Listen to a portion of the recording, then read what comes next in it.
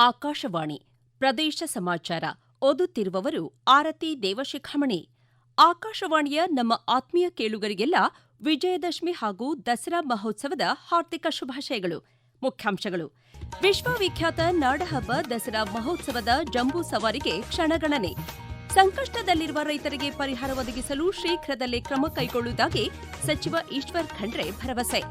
ದೇಶಾದ್ಯಂತ ಬೇಳೆಕಾಳು ಉತ್ಪಾದನೆಯಲ್ಲಿ ಆತ್ಮನಿರ್ಭರತೆ ಸಾಧಿಸುವ ಅಭಿಯಾನಕ್ಕೆ ಕೇಂದ್ರ ಸಚಿವ ಸಂಪುಟ ಅನುಮೋದನೆ. ಇಂದು ರಾಷ್ಟ್ರಪಿತ ಗಾಂಧೀಜಿ ಹಾಗೂ ಲಾಲ್ ಬಹದ್ದೂರ್ ಶಾಸ್ತ್ರಿ ಜಯಂತಿ. ಈಗ ವಾರ್ತೆಗಳ ವಿವರ. ಇಂದು ನಾಡಿನಾದ್ಯಂತ ವಿಜಯದಶಮಿ ಹಬ್ಬವನ್ನು ಸಡಗರ ಸಂಭ್ರಮದಿಂದ ಆಚರಿಸಲಾಗುತ್ತಿದೆ. ಅನ್ಯಾಯದ ವಿರುದ್ಧ ನ್ಯಾಯದ ಜಯ, ಅಸತ್ಯದ ವಿರುದ್ಧ ಸತ್ಯದ ಜಯ ಹಾಗೂ ಅಂಧಕಾರದ ವಿರುದ್ಧ ಬೆಳಕಿನ ವಿಜಯದ ಸಂಕೇತವೇ ವಿಜಯದಶಮಿ. ರಾಷ್ಟ್ರಪತಿ ದ್ರೌಪದಿ ಮುರ್ಮು ವಿಜಯದಶಮಿ ಹಬ್ಬಕ್ಕೆ ದೇಶದ ಜನತೆಗೆ ಶುಭಾಶಯ ಕೋರಿದ್ದಾರೆ. ಈ ಹಬ್ಬವು ಅಧರ್ಮದ ಮೇಲೆ ಧರ್ಮದ ವಿಜಯವನ್ನು ಸಂಕೇತಿಸುತ್ತದೆ, ಜನರು ಸತ್ಯ ಮತ್ತು ನ್ಯಾಯದ ಮಾರ್ಗವನ್ನು ಅನುಸರಿಸಲು ಪ್ರೇರೇಪಿಸುತ್ತದೆ ಎಂದು ಹೇಳಿದ್ದಾರೆ. ಮೈಸೂರಿನಲ್ಲಿ ಇಂದು ಮಧ್ಯಾಹ್ನ ಅಂಬಾವಿಲಾಸ ಅರಮನೆಯಿಂದ ನಾಡಿನ ಕಲೆ ಹಾಗೂ ಸಂಸ್ಕೃತಿಯನ್ನು ಬಿಂಬಿಸುವ ಪ್ರತಿ ಜಿಲ್ಲೆಯ ಭೌಗೋಳಿಕ ಸ್ತಬ್ಧಚಿತ್ರಗಳ ಜೊತೆಗೆ ಕೇಂದ್ರ ಹಾಗೂ ರಾಜ್ಯ ಸರ್ಕಾರಗಳ ವಿವಿಧ ಇಲಾಖೆಯ ಸ್ತಬ್ಧಚಿತ್ರಗಳು ಹಾಗೂ 60ಕ್ಕೂ ಹೆಚ್ಚು ಕಲಾ ತಂಡಗಳು ಜಂಬೂ ಸವಾರಿಯಲ್ಲಿ ಪಾಲ್ಗೊಳ್ಳಲಿವೆ.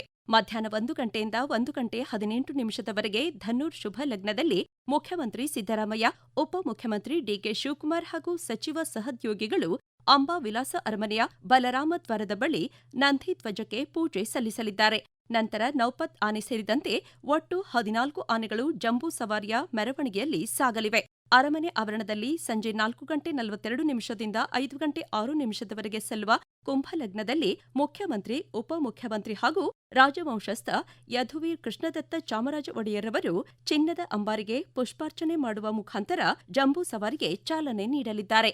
ಚಿನ್ನದ ಅಂಬಾರಿಯ ಸುತ್ತ ಕೇಂದ್ರ ರಕ್ಷಣಾ ಪಡೆ ಸುರಕ್ಷತೆ ವಹಿಸಿದ್ದು, ಯಾವುದೇ ರೀತಿಯ ಅವಘಡವಾಗದಂತೆ 5,000ಕ್ಕೂ ಹೆಚ್ಚು ಪೊಲೀಸರನ್ನು ನಿಯೋಜಿಸಲಾಗಿದೆ. ಸಂಜೆ 7 ಗಂಟೆಗೆ ಮೈಸೂರಿನ ಬನ್ನಿ ಮಂಟಪದ ಮೈದಾನದಲ್ಲಿ ಪಂಜಿನ ಕವಾಯತನ್ನು ರಾಜ್ಯಪಾಲರು ವೀಕ್ಷಿಸಿ ಗೌರವ ವಂದನೆ ಸ್ವೀಕರಿಸಲಿದ್ದಾರೆ.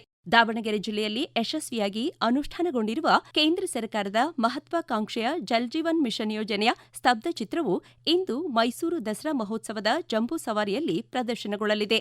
ಕೋಲಾರ ಜಿಲ್ಲೆಯು ನಾಡಹಬ್ಬ ದಸರಾ ಮೆರವಣಿಗೆಯಲ್ಲಿ ರೇಷ್ಮೆ, ಹಾಲು, ಮಾವಿಗೆ ಸಂಬಂಧಿಸಿದ ಮಾಹಿತಿಯುಳ್ಳ ಸ್ತಬ್ಧಚಿತ್ರ ಪ್ರದರ್ಶಿಸಲಿದೆ. ಇಂದು ಸಂಜೆ 4 ಗಂಟೆಯಿಂದ ಮಂಗಳೂರು ದಸರಾದ ವೈಭವದ ಶೋಭಾಯಾತ್ರೆ ನಡೆಯಲಿದ್ದು, ರಾಜ್ಯದ ವಿವಿಧ ಜಿಲ್ಲೆಗಳಿಂದ ಕಲಾ ತಂಡಗಳು ಪಾಲ್ಗೊಳ್ಳಲಿವೆ ಎಂದು ಕುದ್ರೋಳಿ ಕ್ಷೇತ್ರದ ಕೋಶಾಧಿಕಾರಿ ಪದ್ಮರಾಜ್ ಆರ್ ತಿಳಿಸಿದ್ದಾರೆ.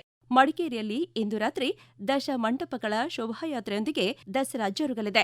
ಕೊಡಗು ಜಿಲ್ಲೆಯ ಮಡಿಕೇರಿ ಮತ್ತು ಗೋಣಿಕೊಪ್ಪದಲ್ಲಿ ವೈಭವದ ದಸರಾ ಆಚರಣೆ ಹಿನ್ನೆಲೆಯಲ್ಲಿ ಜನರ ಸುರಕ್ಷತೆಯನ್ನು ಗಮನದಲ್ಲಿಟ್ಟು ಅಗತ್ಯ ಪೊಲೀಸ್ ಬಂದೋಬಸ್ತ್ ವ್ಯವಸ್ಥೆ ಮಾಡಲಾಗಿದೆ ಎಂದು ಜಿಲ್ಲಾ ಪೊಲೀಸ್ ವರಿಷ್ಠಾಧಿಕಾರಿ ಕೆ ರಾಮರಾಜನ್ ಮಾಹಿತಿ ನೀಡಿದ್ದಾರೆ. ಹಾವೇರಿ ಜಿಲ್ಲೆ ಸವಣೂರು ತಾಲೂಕಿನ ಕಾರಡಿಗೆಯ ಶ್ರೀ ವೀರಭದ್ರೇಶ್ವರ ದೇವಸ್ಥಾನದಲ್ಲಿ ಇಂದು ವಿಜಯದಶಮಿ ಅಂಗವಾಗಿ ಬೆಳಗ್ಗೆ ಮಹಾರುದ್ರಾಭಿಷೇಕ, ರಾತ್ರಿ ಬನ್ನಿ ಮುಡಿಯುವುದು, ನಂತರ ರಾತ್ರಿ 9 ಗಂಟೆಗೆ ಕಾರ್ಣಿಕೋತ್ಸವ ಕಾರ್ಯಕ್ರಮ ಆಯೋಜಿಸಲಾಗಿದೆ. ಅತಿವೃಷ್ಟಿಯಿಂದಾಗಿ ಭಾಲ್ಕಿ ತಾಲೂಕಿನ ಮಹಾರಾಷ್ಟ್ರ ಗಡಿಭಾಗದ ಮಾಂಜರಾ ನದಿ ತೀರದ ಸಾಯಿಗಾಂವ್, ಮೆಹಕರ್, ಹಲ್ಸಿ ತೂಗಾಂವ್, ವಾಂಜರ್ಖೇಡ್, ಕೊಂಗಳಿ ಸೇರಿದಂತೆ ಪ್ರವಾಹ ಪೀಡಿತ ಗ್ರಾಮಗಳಿಗೆ ಬೀದರ್ ಜಿಲ್ಲಾ ಉಸ್ತುವಾರಿ ಸಚಿವ ಈಶ್ವರ್ ಖಂಡ್ರೆ ಭೇಟಿ ನೀಡಿ ಪರಿಸ್ಥಿತಿಯನ್ನು ಅವಲೋಕಿಸಿದರು. ಸಂಕಷ್ಟದಲ್ಲಿರುವ ರೈತ ಬಾಂಧವರಿಗೆ ಸರ್ಕಾರದಿಂದ ಹೆಚ್ಚುವರಿ 8,500 ರೂಪಾಯಿ ಸೇರಿದಂತೆ ಒಟ್ಟು 17,000 ಖುಷ್ಕಿ ಜಮೀನಿಗೆ, 25,000 ನೀರಾವರಿ ಜಮೀನಿಗೆ ಹಾಗೂ 31,000 ಬಹು ವಾರ್ಷಿಕ ಬೆಳೆಗಳಿಗೆ ಪರಿಹಾರ ಒದಗಿಸಲಾಗುವುದು. ದೀಪಾವಳಿ ಹಬ್ಬದೊಳಗೆ ರೈತ ಬಾಂಧವರಿಗೆ ಪರಿಹಾರ ತಲುಪುವಂತೆ ಕ್ರಮ ಕೈಗೊಳ್ಳಲಾಗುವುದು ಎಂದರು. ದೇಶಾದ್ಯಂತ ಬೇಳೆಕಾಳು ಉತ್ಪಾದನೆಯಲ್ಲಿ ಆತ್ಮನಿರ್ಭರತೆ ಸಾಧಿಸುವ ಅಭಿಯಾನಕ್ಕೆ ಪ್ರಧಾನಮಂತ್ರಿ ನರೇಂದ್ರ ಮೋದಿ ನೇತೃತ್ವದ ಕೇಂದ್ರ ಸಚಿವ ಸಂಪುಟ ಅನುಮೋದನೆ ನೀಡಿದೆ. ಸಂಪುಟ ಸಭೆಯ ನಿರ್ಣಯಗಳ ಕುರಿತು ದೆಹಲಿಯಲ್ಲಿ ಸುದ್ದಿಗಾರರಿಗೆ ಈ ಮಾಹಿತಿ ನೀಡಿದ ಕೇಂದ್ರ ವಾರ್ತಾ ಮತ್ತು ಪ್ರಸಾರ ಸಚಿವ ಅಶ್ವಿನಿ ವೈಷ್ಣವ್, ಬಡ ಜನರ ಪೌಷ್ಟಿಕ ಆಹಾರವಾದ ಬೇಳೆಕಾಳುಗಳ ಬೆಂಬಲ ಬೆಲೆ ಖರೀದಿ ಮೊತ್ತವನ್ನು 45,000 ಕೋಟಿ ರೂಪಾಯಿಯಿಂದ 60,000 ಕೋಟಿ ರೂಪಾಯಿಗೆ ಏರಿಕೆ ಮಾಡಲಾಗಿದೆ ಎಂದರು. ಈಗ ಪ್ರಕಟಣೆ, ನಂತರ ಪ್ರದೇಶ ಸಮಾಚಾರ ಮುಂದುವರಿಯುವುದು.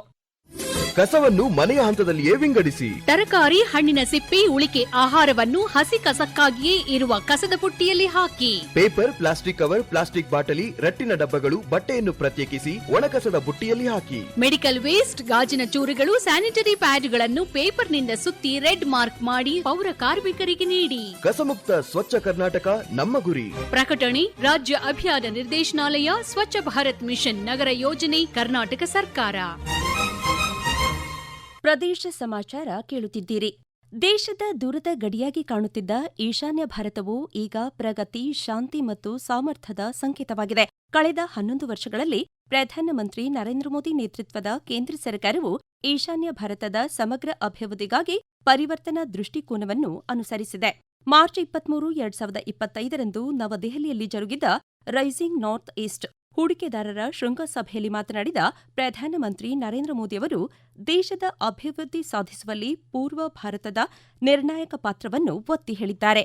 साथियों, विकसित भारत के निर्माण के लिए पूर्वी भारत का विकसित होना बहुत जरूरी है और नॉर्थ ईस्ट पूर्वी भारत का सबसे अहम अंग है. हमारे लिए ईस्ट का मतलब सिर्फ एक दिशा नहीं है. हमारे लिए ईस्ट का मतलब है empower, act, strengthen and transform. पूर्वी भारत के लिए यही हमारी सरकार की नीति है. ಇಂದು ರಾಷ್ಟ್ರಪಿತ ಮಹಾತ್ಮ ಗಾಂಧೀಜಿಯವರ 156ನೇ ಜಯಂತಿ. ಸತ್ಯ, ಅಹಿಂಸೆ ತತ್ವಗಳ ಅಡಿಪಾಯದಡಿ ಸತ್ಯಾಗ್ರಹ, ಅಸಹಕಾರ ಚಳವಳಿಗಳ ಮೂಲಕ ದೇಶದ ಸ್ವಾತಂತ್ರ್ಯ ಸಂಗ್ರಾಮದ ಮುಂಚೂಣಿ ನಾಯಕತ್ವ ವಹಿಸಿದ್ದ ಮೋಹನದಾಸ್ ಕರಮ್ಚಂದ್ ಗಾಂಧಿಯವರ ಜನ್ಮದಿನ.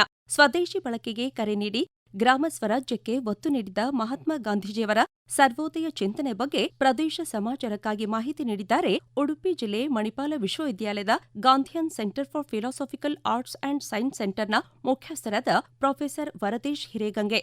ರಕ್ತ ಮಾಂಸಗಳಿಂದ ಕೂಡಿದ ಇಂಥ ಒಬ್ಬ ವ್ಯಕ್ತಿ ಭೂಮಿಯ ಮೇಲೆ ನಡೆದಾಡಿದ್ದ ಎಂದು ಮುಂದಿನ ಜನಾಂಗ ನಂಬುವುದು ಕಷ್ಟ ಎಂದು ಐನ್ಸ್ಟೈನ್ರಿಂದ ಹೇಳಿಸಿಕೊಂಡ ಮಹಾತ್ಮ ಗಾಂಧಿ ತಮ್ಮ ಅಲೆದಾಟ ನಡೆದಾಟಗಳ ಮೂಲಕವೇ ಸಮಸ್ತ ಸೃಷ್ಟಿಯಲ್ಲಿ ಬೆರೆತು ಹೋಗಿದ್ದು. ಅವರು ಭಾರತದ ಸ್ವಾತಂತ್ರ್ಯ ಸಂಗ್ರಾಮದಲ್ಲಿ ನಿರತರಾಗಿದ್ದಾಗಲೂ ಚಿಂತಿಸಿದ್ದು, ಬರೆದಿದ್ದು, ಬದುಕಿದ್ದು ಸರ್ವೋದಯ.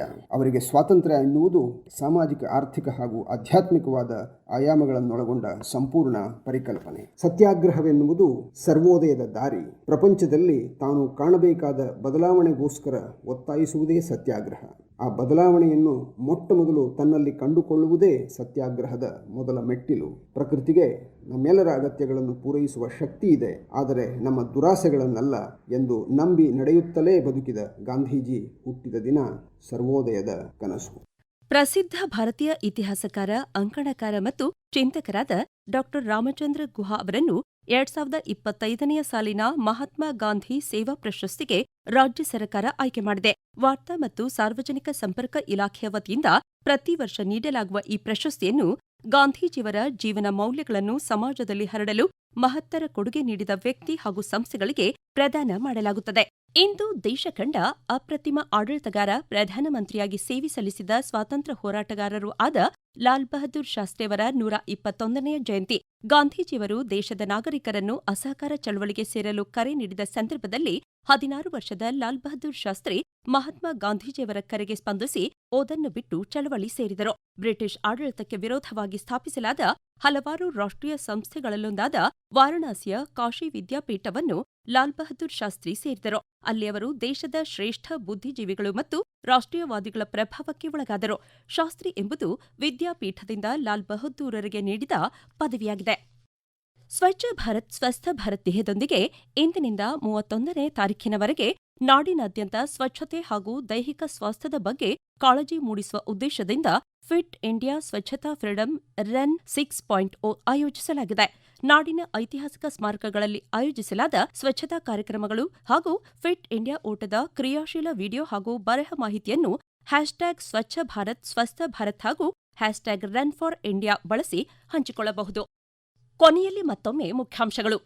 ವಿಶ್ವವಿಖ್ಯಾತ ನಾಡಹಬ್ಬ ದಸರಾ ಮಹೋತ್ಸವದ ಜಂಬೂ ಸವಾರಿಗೆ ಕ್ಷಣಗಣನೆ. ಸಂಕಷ್ಟದಲ್ಲಿರುವ ರೈತರಿಗೆ ಪರಿಹಾರ ಒದಗಿಸಲು ಶೀಘ್ರದಲ್ಲಿ ಕ್ರಮ ಕೈಗೊಳ್ಳುವುದಾಗಿ ಸಚಿವ ಈಶ್ವರ್ ಖಂಡ್ರೆ ಭರವಸೆ. ದೇಶಾದ್ಯಂತ ಬೇಳೆಕಾಳು ಉತ್ಪಾದನೆಯಲ್ಲಿ ಆತ್ಮನಿರ್ಭರತೆ ಸಾಧಿಸುವ ಅಭಿಯಾನಕ್ಕೆ ಕೇಂದ್ರ ಸಚಿವ ಸಂಪುಟ ಅನುಮೋದನೆ. ಇಂದು ರಾಷ್ಟ್ರಪಿತ ಗಾಂಧೀಜಿ ಹಾಗೂ ಲಾಲ್ ಬಹದ್ದೂರ್ ಶಾಸ್ತ್ರಿ ಜಯಂತಿ. ಇಲ್ಲಿಗೆ ಪ್ರದೇಶ ಸಮಾಚಾರ ಮುಕ್ತಾಯವಾಯಿತು. ನಮ್ಮ ಮುಂದಿನ ರಾಷ್ಟ್ರೀಯ ವಾರ್ತಾ ಪ್ರಸಾರ 7:35 ನಿಮಿಷಕ್ಕೆ.